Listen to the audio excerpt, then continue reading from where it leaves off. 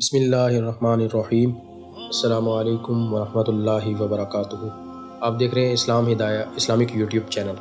ناظرین اکرام، جب اللہ تبارک و تعالی نے حضرت آدم علیہ السلام کو پیدا فرمایا تو حضرت آدم علیہ السلام کی پیدائش کے بعد جب اللہ تبارک و تعالی نے حضرت آدم علیہ السلام کو علم سکھایا اور اس کے بعد تمام ملائکہ کو اکٹھا کیا تو اللہ تبارک و تعالی سورہ بقرہ میں فرماتے ہیں، اور جب ہم نے فرشتوں کو حکم دیا کہ آدم علیہ السلام کو سجدہ کرو تو سب نے سجدہ کیا سوائے ابلیس کے، وہ منکر ہوا اور اس نے غرور کیا۔ جب اللہ تعالیٰ نے حضرت آدم علیہ السلام کو اپنے دست قدرت سے پیدا فرمایا اور اس میں اپنی معزز روح پھونک دی تو فرشتوں کو آدم علیہ السلام کے سامنے سر بسجود ہونے کا حکم دیا۔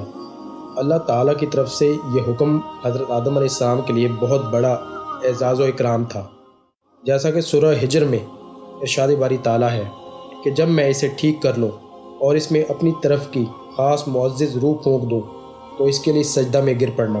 بہرحال اللہ تعالیٰ نے حضرت آدم علیہ السلام کو فرشتوں پر 4 اختیار سے فضیلت عطا کی۔ نمبر 1، اپنے دست قدرت سے پیدا فرمایا۔ نمبر 2، اپنی طرف کی خاص اور معزز روح پھونکی۔ نمبر 3، ملائکہ کو ان کے سامنے سربسجود ہونے کا حکم دیا۔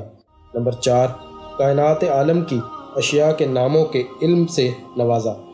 اس لیے حضرت آدم علیہ السلام اور حضرت موسیٰ علیہ السلام جب ملاؤ اعلیٰ میں اکٹھے ہوئے تو دونوں کا آپس میں مناظرہ ہوا۔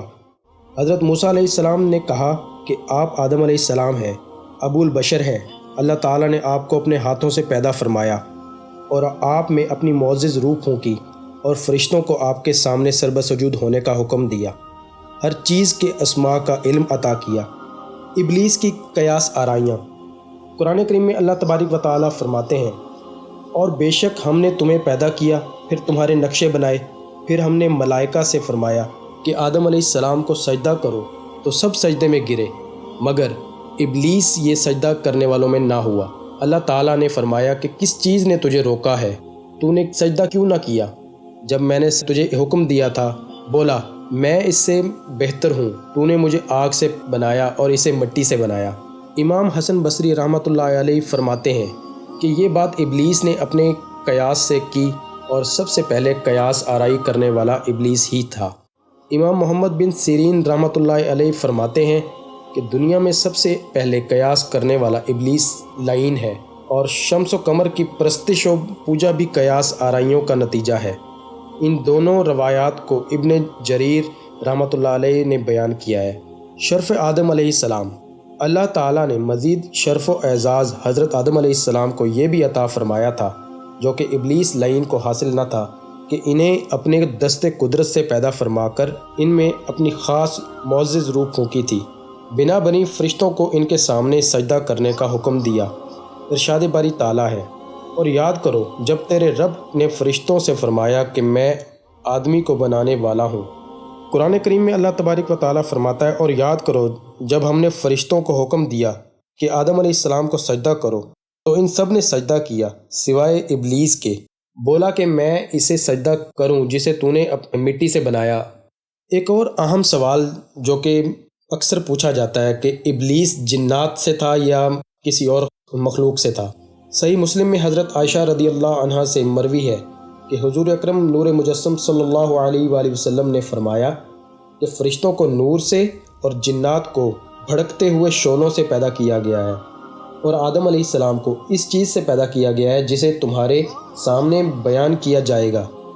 امام حسن بصری رحمۃ اللہ علیہ فرماتے ہیں کہ ابلیس پلک جھپکنے کے برابر بھی فرشتوں میں سے نہ تھا۔ حضرت شہر بن حوشب فرماتے ہیں کہ ابلیس جنات میں سے تھا۔ جب جنات نے زمین میں فساد پھیلایا تو اللہ تعالیٰ نے زمین پر فرشتوں کا ایک لشکر بھیجا، فرشتوں نے انہیں قتل کیا اور سمندری جزیروں میں دھکیل دیا۔ ابلیس ان میں سے تھا جنہیں فرشتوں نے قید کر لیا تھا اور اپنے 7 آسمانوں پر لے گئے تھے۔ بس جب ملائکہ کو سجدے کا حکم دیا گیا تو ابلیس نے انکار کر دیا، لعنت کا طوق اپنے گلے میں ڈال لیا۔ ایک اور اہم سوال جو کہ اکثر کیا جاتا ہے کہ ابلیس کا نام کیا تھا۔ حضرت ابن عباس رضی اللہ عنہ فرماتے ہیں کہ ابلیس کا نام عزازیل تھا۔